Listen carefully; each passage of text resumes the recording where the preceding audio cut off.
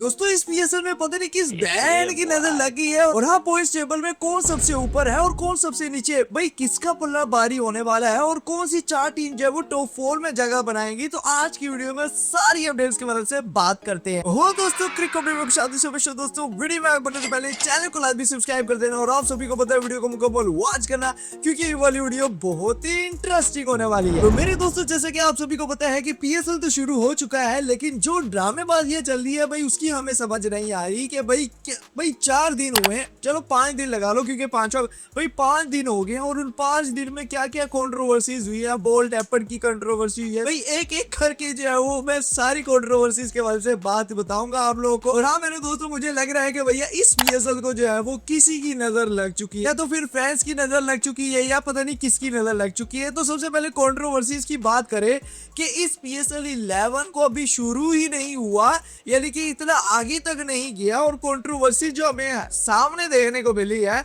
उसमें सबसे पहले कंट्रोवर्सी ये थी कि भाई शाहीन अफरीदी को जो है वो 10 लाख का जो है वो फाइन हुआ था। अब शाहीन अफरीदी का आप सभी को पता है कि क्या सीन हुआ था।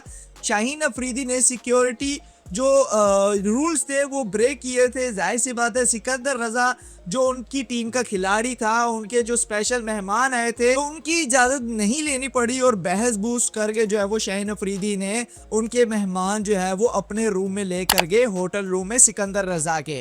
तो ये जो है वो रूल ब्रेक हुआ जिस पर जो है वो पीसीबी ने बहुत बड़ा ऐलान किया और हमारे शाहीन अफरीदी को कहा कि आपको 10 लाख का फाइन किया जाता है जो आपने रूल ब्रेक किया है। लेकिन उसके बाद अपडेट आ जाती है कि सिकंदर रजा की और सिकंदर रजा ट्वीट करते हैं कि पीसीबी का और साथ ही साथ जो चेयरमैन हमारे मोहसिन नकवी उनका जो है वो शुक्रिया अदा करना चाहता हूं कि उन्होंने मेरी फैमिली और साथ ही साथ जो मेरे करीबी दोस्त है उसको इजाजत दी कि भैया वो मेरे होटल रूम में आ सकते हैं और वो मेरे साथ टाइम स्पेंड कर सकते हैं। तो ये हुई पहली कंट्रोवर्सी। और उसके बाद दूसरी कंट्रोवर्सी हमें देखने को मिलती है कि फखर जमान ने बाल टेम्पर्ड किया। मेरा मतलब आप सभी को पता है जो बाल टेम्परिंग हुई या फिर नहीं हुई वो बात की बात है, लेकिन दोस्तों इतनी जल्दी फैसला करना ये ठीक नहीं था क्योंकि इस फैसले के बाद फखर जमान को ये कहा गया कि आप अपने 2 अगले मैचेस नहीं खेलोगे।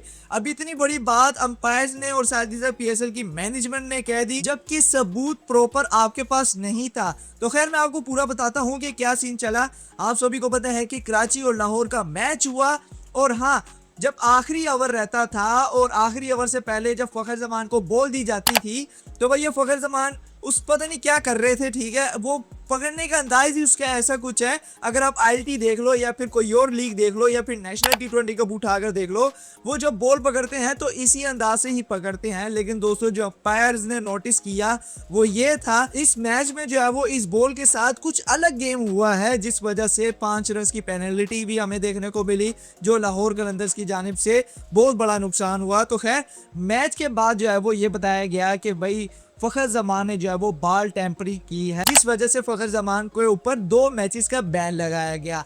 अब मेरे नजरिए में ये बिल्कुल गलत है क्योंकि जो लाहौर गद्दाफी स्टेडियम है वहां पर जो है सीमेंट का काम बहुत ज्यादा हुआ है जिस वजह से बाल की जो कंडीशन है वो बदल गई है और उसका सारा इल्जाम लगा दिया है हमारे फखर जमान के ऊपर। खैर इस सवाल से आप लोगों ने कमेंट सेक्शन में बताना है कि फखर जमान के साथ जो इन्होंने किया क्या ये ठीक है या फिर गलत है। और तीसरी बड़ी कंट्रोवर्सी जो हमें देखने को मिली वो ये थी कि भाई सफेद बॉल अचानक से पिंक बॉल में तब्दील होगी। भाई वो हमें पहले मैच में देखने को मिला था जब हैदराबाद और लाहौर का मैच था तो भैया बॉल का जो रंग है वो तब्दील हो गया और वो रेड में यानी कि पिंक बॉल में जो है वो कन्वर्ट हो गया। तो ये सिलसिला कुछ ऐसा था कि भाई जो हैदराबाद की किट है वो रंग छोड़ रही थी, पता नहीं किससे रंग करवा लिया था, लेकिन जब उनके अगले मैचेस हुए तो भैया उसमें ऐसा कुछ हमें देखने को नहीं मिला, ना ही रंग हुआ। तो खैर जो किट थी उसमें थोड़ा सा इशू था लेकिन दूसरे मैच में हमें पता चल गया कि भैया अब इन्होंने ठीक करवाई है किट अपनी। और हाँ जो सबसे बड़ी कंट्रोवर्सी थी वो नसीम शाह की थी क्योंकि नसीम शाह के ऊपर जो फाइन लगा वो है 2 करोड़ का।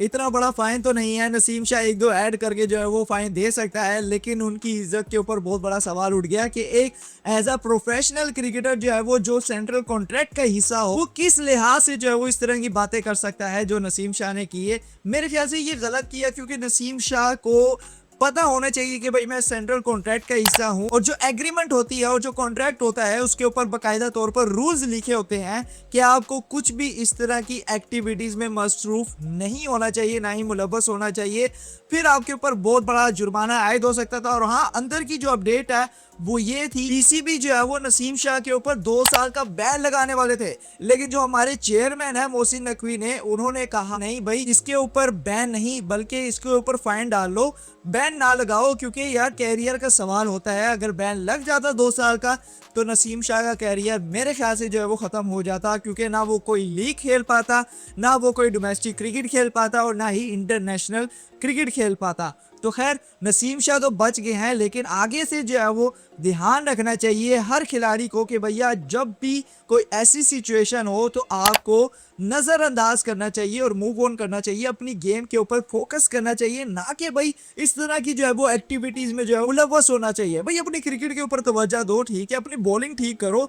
पीएसएल की 2 मैचेस में आपने 50-50 रन दे दिए हैं और आप जो है वो इस चीज़ की कंट्रोवर्सी में मसरूफ हो रहे हो। तो खैर ये चीज़ें सोचनी चाहिए नसीम शाह को। आगे सवाल से आप लोगों ने कमेंट सेक्शन में बताना है कि नसीम शाह के साथ जो हुआ है क्या ये ठीक हुआ है या फिर गलत हुआ है। और हाँ, अब बात करते हैं मेरे दोस्तों बारिश की, जिससे भाई पूरा मैच का मजा ही खराब हो गया। पेशावर वर्सेस इस्लामाबाद यूनाइटेड, भाई हम सोच रहे थे कि भाई मैच हो और हमें मजा आए और पेशावर जीते, लेकिन खैर क्या कर सकते हैं, मैच हुआ है नहीं और दोनों टीम्स को जो है वो 1-1 पॉइंट मिल गया। और यकीन करो इस पीएसएल को पता नहीं किसकी नजर लग गई है, भाई बारिश इतनी तेज हुई कि स्टेडियम में जो वो इतना ज्यादा पानी खड़ा हो गया कि उसको निकालने में बड़ा टाइम लग गया, जिस वजह से मैच को जो है वो एक्सपेंड कर दिया और कहा कि भाई मैच तो नहीं होने वाला, जो मर्जी कर लो आप लोग, चाहे पानी निकालो चाहे जो मर्जी करो, मैच नहीं होने वाला है। भाई यकीन करो क्या हो रहा है इस पीएसएल को, मेरी समझ से तो भाई। और हाँ, आप सबसे लास्ट चैप्टर यानी कि मेरे दोस्तों पॉइंट्स टेबल पे कौन सबसे आगे है, कौन सबसे पीछे है और टॉप 4 में कौन सी टीम्स है, चलिए इस पर बात करते हैं क्योंकि ये चैप्टर बहुत ही इंपॉर्टेंट है। तो मेरे दोस्तों अगर हम पॉइंट्स टेबल की बात करें तो पॉइंट्स टेबल में कराची किंग जो वो सबसे पहले नंबर पर है, जिन्होंने 2 मैचेस खेले हैं और दोनों में कामयाबी हासिल की है, जिसमें उनका जो रन रेट है वो प्लस में जा रहा है और 4 पॉइंट्स लेकर पहले नंबर पर है। और उसके बाद अगर हम नंबर 2 टीम की बात करें तो वो है लाहौर कलंदर, जिन्होंने 2 मैचेस खेले हैं, 1 जीता है और 1 हारा है। अगेंस्ट कराची किंग्स हमारे थे। खैर हमारा जो रन रेट है ना वो ज्यादा अच्छा है, हमारा कराची से भी अच्छा रन रेट है भाई, +1 में जा रहा है, ठीक है। उसके बाद अगर हम बात करें मुल्तान सुल्तान की, भाई 1 मैच खेले हैं वो भी जीते हैं, ठीक है, प्लस में इनका रन रेट है। अगर हम 4th टीम की बात करें तो वो है पेशावर ज़ल्मी, 1 मैच खेले हैं 1 जीते हैं। खैर आज दूसरा था लेकिन नहीं हो पाया, 1 पॉइंट मिला तो वो मुल्तान सुल्तान से आगे हो गए हैं। खैर अगर हम 5वीं टीम की बात करें तो वो है कोयटा ग्लैडिएटर्स, जिन्होंने 2 मैचेस खेले हैं, 1 जीता है और 1 लूज किया है। इनका रन रेट भी प्लस में जा रहा है। अगर हम 6ठी टीम की बात करें तो वो है रावलपिंडी, जिसमें उन्होंने 1 मैच खेला है और 1 लूज किया है। इनका रन रेट जो है वो माइनस में जा रहा है। अगर हम इस्लामाबाद यूनाइटेड की बात करें जो कि 7वें नंबर पर मौजूद है, तो इन्होंने भी 1 मैच खेला है, 1 लूज किया है और 1 बारिश की वजह से इनको 1 पॉइंट मिल चुका है। तो खैर इनका भी जो रन रेट है वो माइनस में जा रहा है। अगर हम हैदराबाद की बात करें तो वो सबसे लास्ट टीम है, जिन्होंने 2 मैचेस खेले हैं और दोनों ही लूज किए हैं और इनका जो रन रेट है ना भाई सबसे गंदा रन यानी कि -2.725 जा रहा है। तो भाई अगर हम इस पॉइंट्स टेबल को देखें, अगर हम टीम्स के वाले से बात करें, जो टॉप 4 टीमें हैं ना वो तो कंफर्म है भाई, कराची किंग्स, लाहौर है, मुल्तान सुल्तान है और पेशावर ज़ल्मी है, ये टॉप 4 टीम पक्की है। अभी इतने मैचेस नहीं हुए लेकिन फिर भी इसके ऊपर बात करना इंपॉर्टेंट है, क्योंकि अगर इसी तरह ही चलता गया, अगर इसी तरह ही लाहौर कलंदर, कराची की, पेशावर ज़ल्मी अपने मैच जीते गए तो भैया यही 4 टीम्स होंगी जो कि हमें आगे जाकर देखने को मिलेगी। हैदराबाद को मेहनत करनी चाहिए, अपना रन रेट सबसे पहले ठीक करना चाहिए और उसके बाद इस्लामाबाद यूनाइटेड को ये मेरे ख्याल से कुछ कर लेगी। अभी तो पहला मैच हुआ है। रावलपिंडी को भी कुछ सोचना पड़ेगा और कोयटा ग्लैडिएटर्स को भी कुछ सोचना पड़ेगा।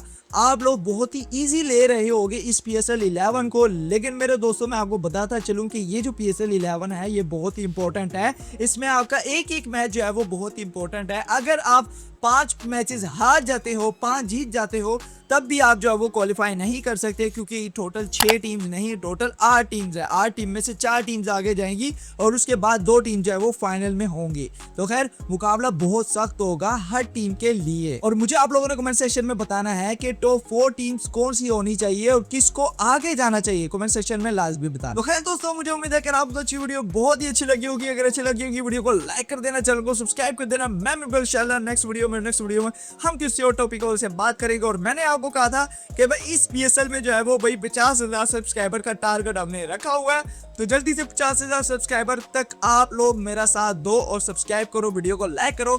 मैं मिलूंगा इंशाल्लाह नेक्स्ट वीडियो में किसी और टॉपिक से बात करेंगे। अपना ख्याल रखो दोस्तों, मेरा भी ख्याल रखो। ओके, अल्लाह हाफिज।